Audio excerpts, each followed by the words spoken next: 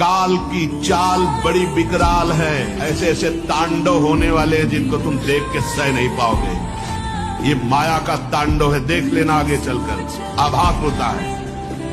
ये माया के ऐसे तांडव होने वाले हैं जिसमें पिस जाओगे, बचना मुश्किल हो जाएगा। यही पंचभूत जो हम अहम माने हुए कि मैं शरीर, यही तुम्हें नष्ट करेंगे। अग्नि, जल, पृथ्वी, वायु, आकाश, इन्हीं से तुम्हारा विनाश प्रारंभ हो जाएगा। इन्हीं पंचभूतों से तुमने पाप किए हैं, इन्हीं से तुम्हें दंड मिलेगा। कभी भूकंप, कभी जल अपनी मर्यादा को छोड़ देगा, कभी ऐसी आग का तांडव होगा, भस्म हो जाओगे। कभी ऐसा आकाश से उल्कापात,